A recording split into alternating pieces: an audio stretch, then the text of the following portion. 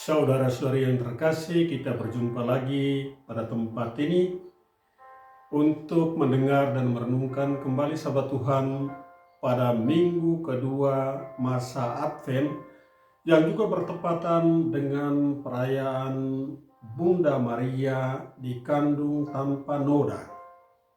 Karena itu Bapak Ibu saudara-saudari terkasih, saya mengajak kita semua untuk membuka hati dan mendengar serta merenungkan bersama Injil pada hari ini. Injil diambil dari Lukas bab 1 ayat 26 sampai 38. Dalam bulan yang ke-6, Allah menyuruh malaikat Gabriel pergi ke sebuah kota di Galilea bernama Nazaret kepada seorang perawan yang bertunangan dengan seorang bernama Yusuf dari keluarga Daud. Nama perawan itu Maria.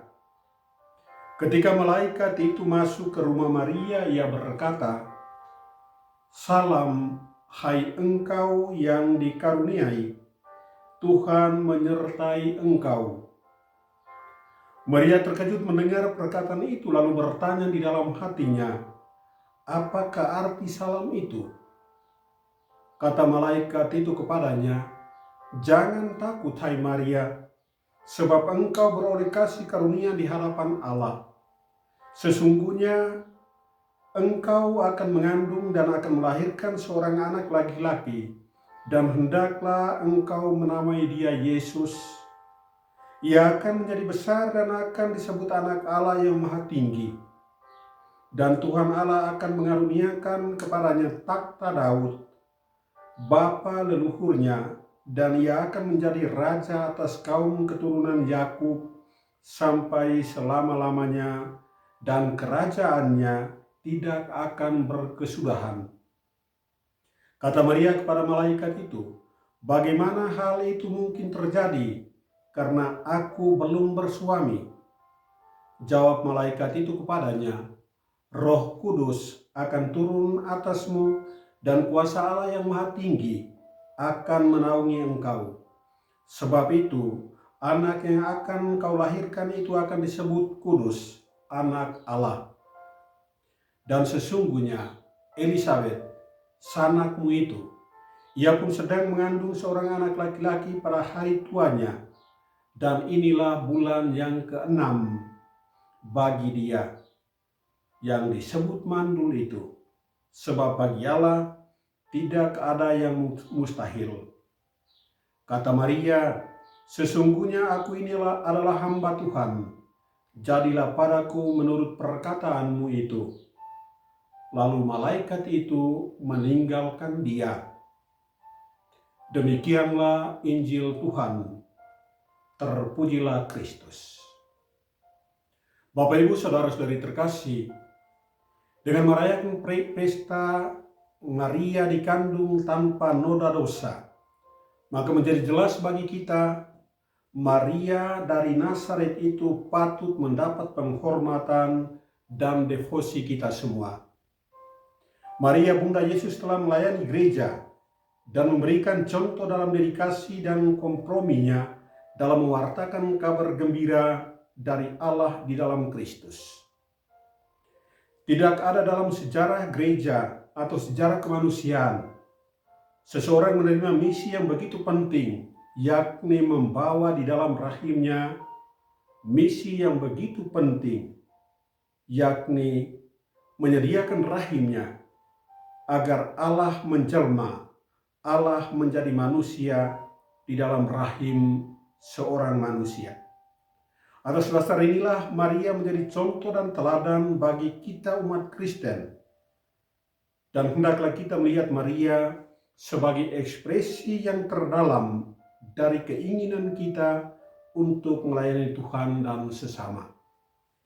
Bacaan Injil yang diambil dari Lukas pada hari ini, pada minggu kedua masa Advent ini, berbicara kepada kita tentang kabar kelahiran Yesus, anak Allah, anak Daud, yang lahir dari seorang perawan yang bernama Maria. Maria telah menyerahkan dirinya.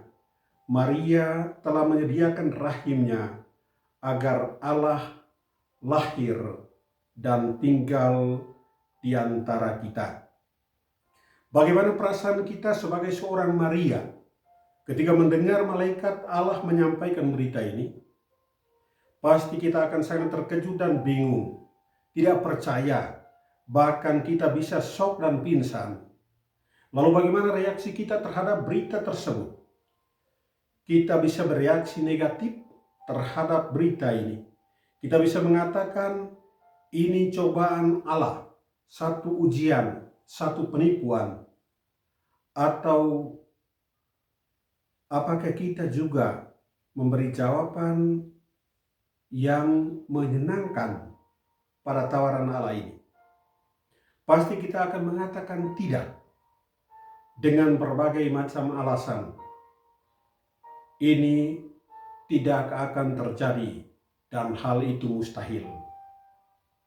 Bapak Ibu, saudara-saudari terkasih, ada 3 kalimat dari Injil hari ini yang perlu kita simak dan kita renungkan bersama dari peristiwa yang kita rayakan hari ini. Kita coba mengarahkan pandangan dan perhatian kita pada perkataan penting berikut ini. Yang pertama, salam hai engkau yang dikaruniai. Sejak saat berita ini disampaikan kepada Maria, dia dipanggil terberkati, penuh rahmat. Bunda Sang Penyelamat telah dinobatkan Allah sendiri sebagai yang terberkati, penuh rahmat. Entah kita menerima atau menolaknya, entah kita percaya atau tidak percaya, tetapi inilah sabda Allah yang disampaikan kepada Maria lewat malaikat Gabriel, dan itu ditulis dalam kitab suci yang bagi kita orang Kristen adalah sabda Allah sendiri. Dan walaupun penganut kepercayaan lain menyangkal dan menolak kehadiran Maria sebagai Bunda Allah, namun kita sebagai pengikut Kristus, orang-orang Katolik, hendaklah tetap mengimani Maria secara baik dengan penuh keyakinan bahwa Maria adalah Bunda Allah dan Bunda kita semua. Bapak Ibu, saudara-saudari yang terkasih, tidak ada pilihan lain yakni mengakui peran utama Maria dalam sejarah keselamatan umat manusia. Maria adalah palung di mana Allah menjelma, meletakkan tubuhnya dan menjadi manusia. Maria menjadi tempat di mana Allah mendekatkan diri dan berada bersama umat manusia. Hanya melalui seorang perempuan dari Nazaret, Allah menjelma menjadi manusia, dan perempuan itu adalah Maria. Dialah yang diberkati dan penuh rahmat. Yang kedua, jangan takut, hai Maria. Kalimat ini kedengaran seperti kalimat hampa, tidak berguna. Bagaimana mungkin Maria bisa merasa tenang ketika mendengar berita bahwa dia akan mengandung dan melahirkan seorang anak manusia? Apakah yang diberitakan malaikat bagi Maria dan juga bagi kita semua bukankah berita buruk? Tapi juga bukanlah suatu berita yang menyenangkan atau menggembirakan. Maria saat itu sedang bertunangan dengan Yosef, tapi juga mereka belum menikah, belum hidup bersama sebagaimana diatur dalam hukum Yahudi pada masa itu. Karena itu Yosef ketika mengetahui bahwa Maria sedang mengandung, dia berniat menceraikannya, melepaskannya secara diam-diam. Walaupun pada akhirnya rencananya itu tidak dilaksanakannya. Dapatkah kita membayangkan betapa terganggunya hati dan pikiran Maria pada saat itu. Seperti ada taufan dan badai yang mengamuk di dalam dirinya.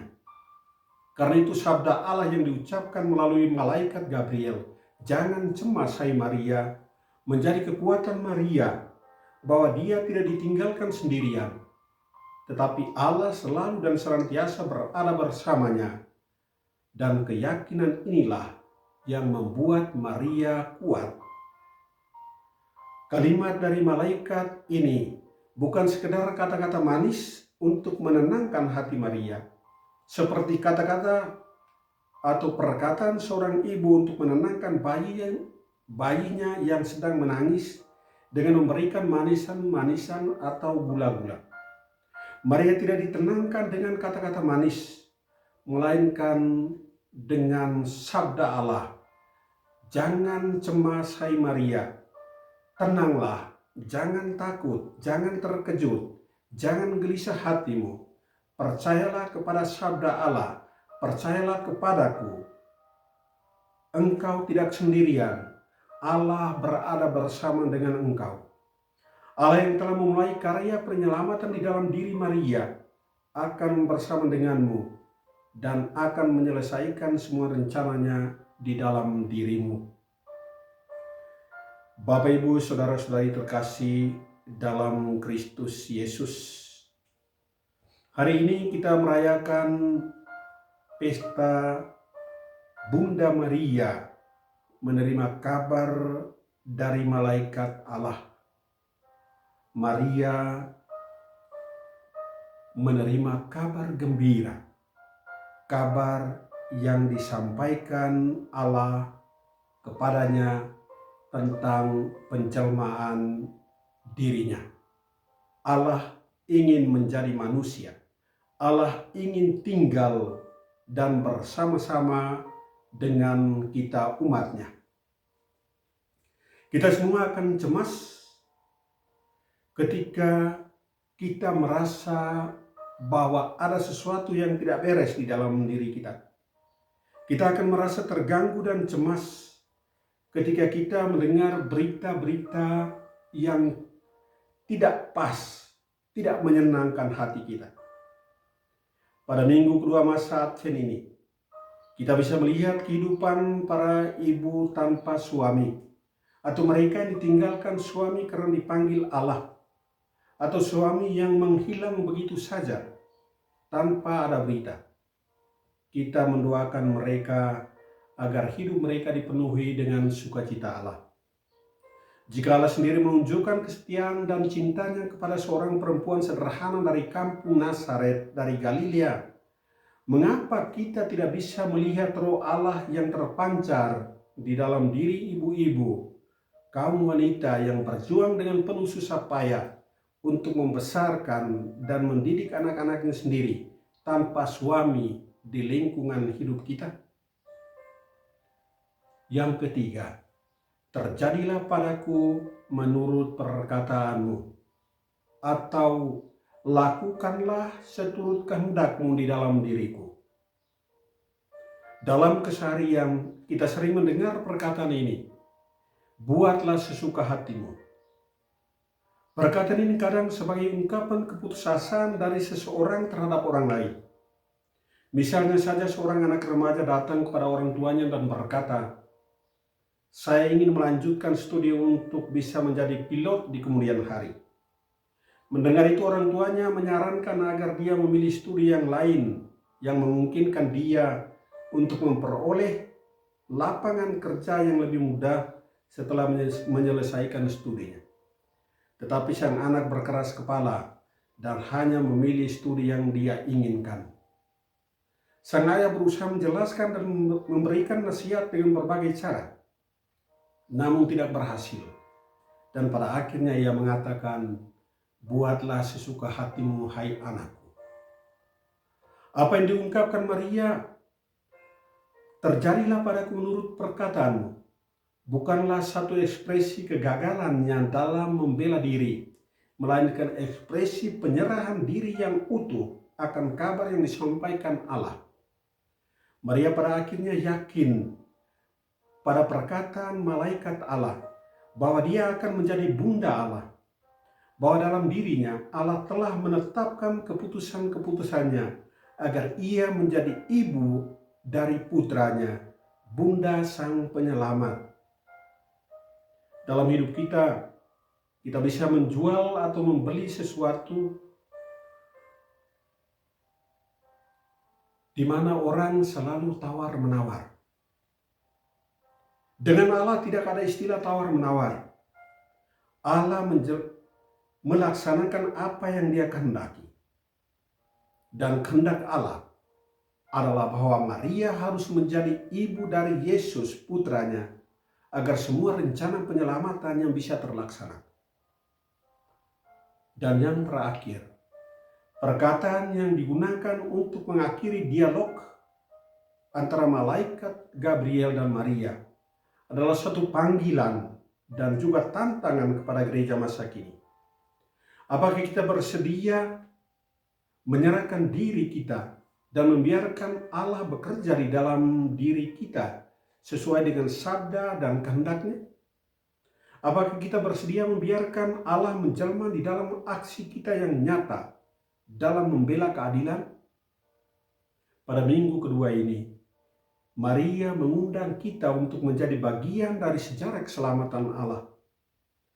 Bagaimana Maria membiarkan dirinya digunakan Allah, kita juga diundang untuk membiarkan diri kita dikuasai Roh Allah di dalam keseharian kita. Kesedihan kita saat ini hendaklah sama dengan kesedihan yang ditemukan Allah di dalam diri Maria saat itu. Kita hendaklah menjawab panggilan Tuhan dengan cara yang sama seperti Bunda Maria. Ketika Allah memanggil dan bertanya, apakah kita bersedia menjadi palungan di mana Allah menjelma di dalam kehidupan harian kita? Jawaban yang kita berikan haruslah selalu demikian. Inilah aku Tuhan, terjadilah padaku menurut perkataanmu. Aku ini hamba-Mu ya Tuhan, terjadilah sesuai dengan apa yang Engkau inginkan. Kiranya Maria yang kita rayakan pestanya pada hari ini menerangi jalan hidup kita dalam mengikuti putranya. Semoga. Bapak Ibu Saudara-saudara terkasih, mari kita merenungkan bersama Injil hari ini, merenungkan bersama peristiwa penjelmaan Allah menjadi manusia. Semoga Bunda Maria selalu mendoakan kita sekarang dan selama-lamanya. Tuhan memberkati kita semua, dan kita akan bertemu lagi pada episode berikutnya. Sampai jumpa.